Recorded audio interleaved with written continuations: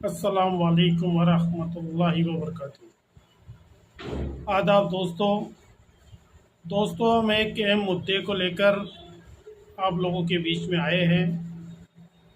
ये स्क्रीन में चल रही वीडियो, इसको आप गौर से देखें। दोस्तों, इस बच्चे ने नशा कर रखा है। नशे का इतना आदी हो गया कि इसके हाथ पैर काम नहीं कर रहे हैं।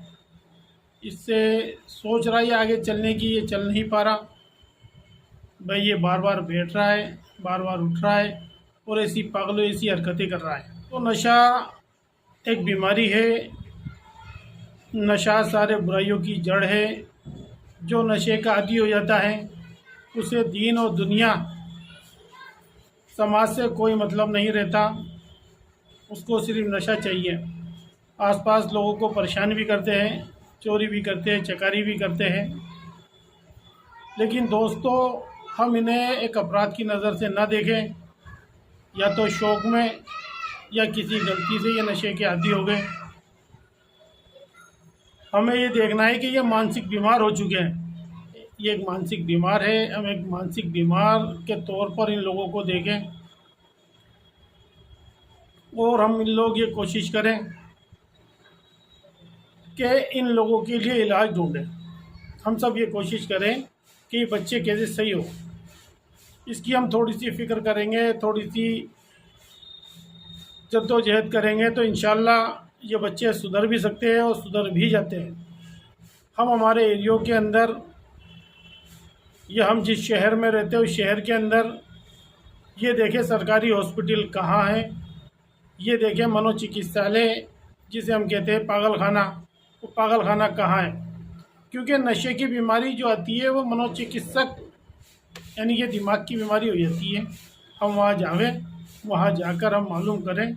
क्योंकि नशा करने के बाद इसका इलाज इतना महंगा पड़ता है कि हर इंसान इसका इलाज नहीं करवा पाता है। नशा एक इतना महंगा पड़ता है कि अगर इसको एक पुड़िया चाहिए, जो पुड़िया 750 रुपये की आती है, और इनको कम से कम 2 पुड़िया डेली चाहिए।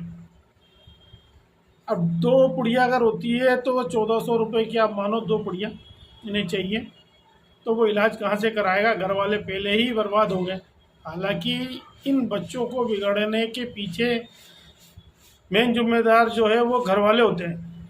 घर वालों की मेन जिम्मेदारी है, क्योंकि उन्होंने लाड प्यार में इतना इनको सर चढ़ा लिया कि अगर ये कुछ गलती कर रहे हैं और मोहल्ले में अगर कोई इनको डांट रहा है, मार रहा है या कुछ कह रहा है तो हम तुरंत बच्चे का पक्ष ले लेते हैं। यहाँ तक कि जो कह रहा है उस तक को भी हम डांटते, फटकारते, लड़ने के लिए तैयार हो जाते हैं। क्योंकि एक वक्त ऐसा था कि हमने हमारे बचपने में देखा कि कोई बच्चा अगर कोई गलत काम कर रहा होता है, बीड़ी या सिगरेट पी रहा होता है, और अगर कोई बड़ा बुज़ुर्ग मोहल्ले का अगर वहाँ से निकलता है तो वो बच्चा डर के मारे छुप जाता है, उस चीज़ को फेंक देता है। आज वो चीज़ निकल गई।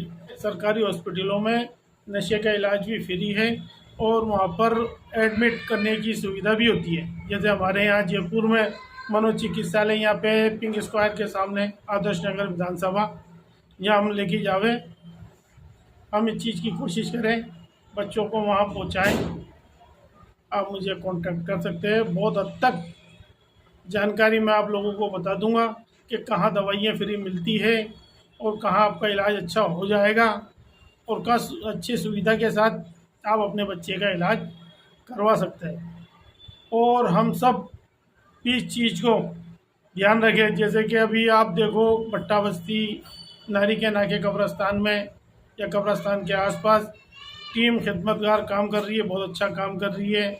इसके लिए हम सब ये कोशिश भी करें, राजस्थान सरकार को अपने अपने स्तर पर लेटर भी लिखें और इस नशे से अवगत भी उन लोगों को कराएं, और किस तरीके से जो 5 ग्राम में NDPS की धारा लगती है उस कानून में संशोधन करके कम करें, ताकि अपराध करने वालों को, बेचने वालों को ये सलाखों के पीछे डालें। और इससे सबसे ज़्यादा ज़रूरी ये है कि अगर हमारे एरियो के अंदर कोई नशा बेच रहा है तो हम सब जागरूक बने, उसके लिए उसको समझाएं। खराब है और आने वाली नस्लें तो बिल्कुल ही ख़राब होती जा रही है, और हम और आप सब इस चीज़ को देख ही रहे, लोगों को जागरूक करें, खुद भी जागरूक हो। हम इस चीज़ का ख़ास तौर से ध्यान रखें कि हमारे बच्चे क्या कर रहे हैं, कहाँ उठ रहे, कहाँ बैठ रहे, कौन उनके दोस्त है, कहाँ वो लोग जा रहे हैं। और बच्चों पे ख़ास तौर से निगरानी रखें। इस नशे के खिलाफ़ काम करते हुए हमें किसी को मारना नहीं है, कूटना नहीं है। हमें प्यार और मोहब्बत के साथ सबको समझाना है, क्योंकि ये लोग मानसिक बीमार हो चुके हैं, इनका कोई चारा नहीं है।